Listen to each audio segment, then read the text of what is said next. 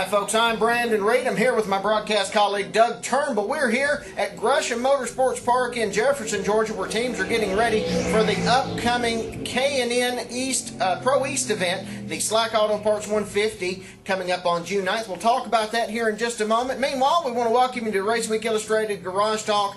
We've got a lot to bring to you today, so let's get right to today's headlines. Dario Franchitti holds off a last lap charge to win one of the most competitive Indianapolis 500s of all time. Kasey Kahne scores his first NASCAR Sprint Cup victory for Hendrick Motorsports by winning the Coca-Cola 600 at Charlotte. The 5 inductees into the Georgia Racing Hall of Fame were announced last Saturday. They are Pete Hamilton, Bill Ingram, Warren Johnson, Doug Kennemer, and Herman Wise. More on that a little later. And Gresham Motorsports Park is gearing up for the return of NASCAR as the K&N Pro East Series is set to do battle on the Jefferson High Banks in the Slack Auto Parts 150 on June 9th. You can read more about these and more headlines at RaceweekIllustrated.com. Our lead story this week takes us north to the most famous racetrack in the world for what ended up being one of the most exciting events in the history of the Indianapolis 500. With the new generation Indy car, fans were treated to a record number of lead changes in the event, with Marco Andretti, Scott Dixon, Takuma Sato, Dario Franchitti, and others drafting around each other lap after lap.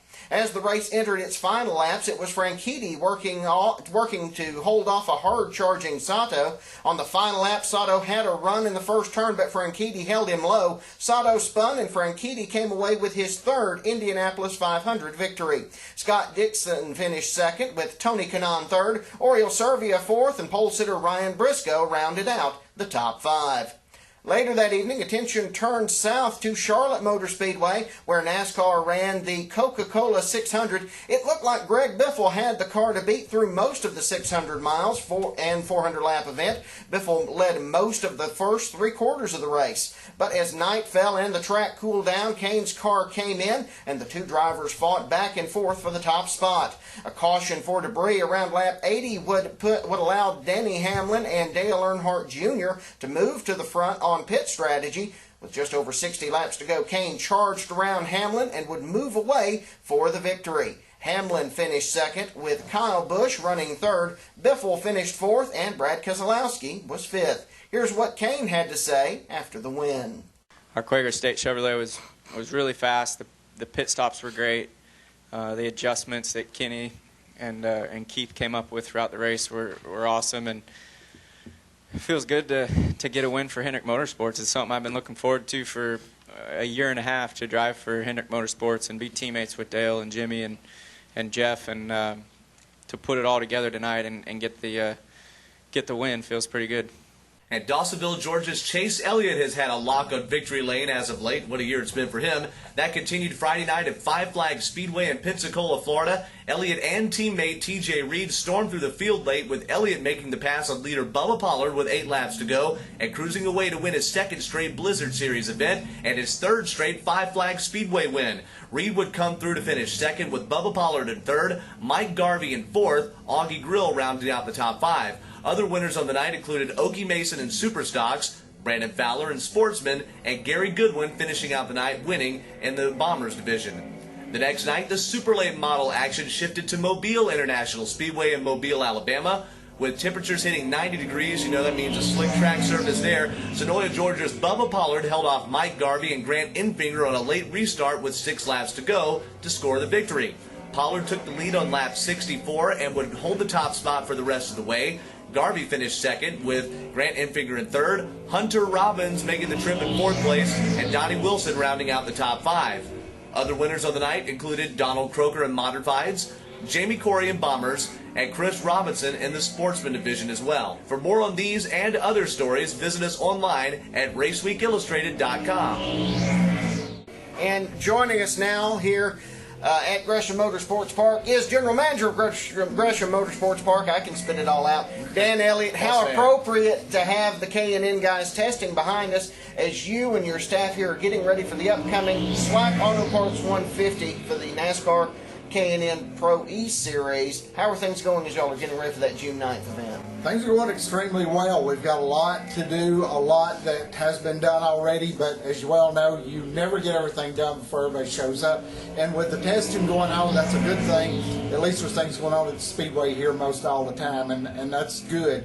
But this event is going to be, you know, Brandon, Doug, this event, the K&N Series seems to be the premier of the excitement of the NASCAR that kind of carried the flag to me all season long on the excitement, what's going on with Chase getting his win at Iowa, Bowman Gray coming up. I'm looking forward to seeing how that turns out because all of that's just going to bring more excitement and more excitement here at Gresham.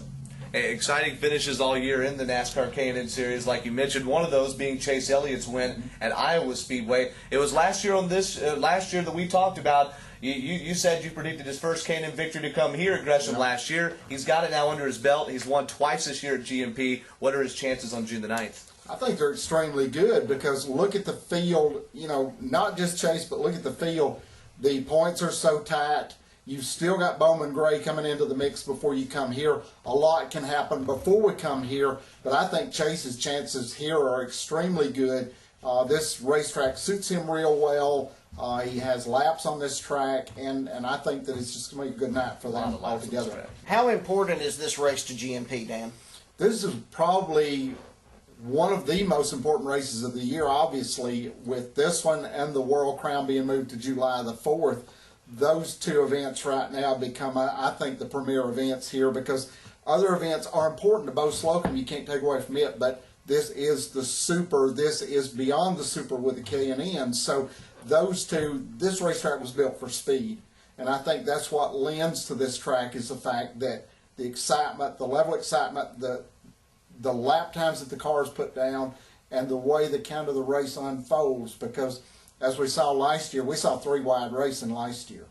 And I expect the same thing this year. And for a racetrack like this to be able to do that makes it one of the best races.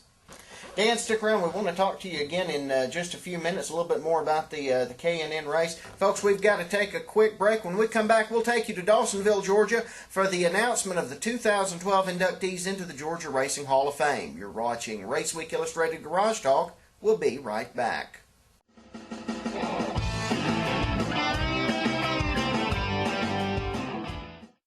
From the dirt roads of yesterday to the super speedways of today, you can see the history of auto racing at the Georgia Racing Hall of Fame in Dawsonville.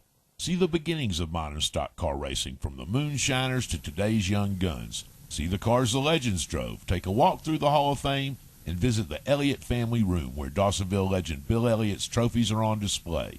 All that's waiting for you at the Georgia Racing Hall of Fame, 7 days a week at 415 Highway 53 East in Dawsonville.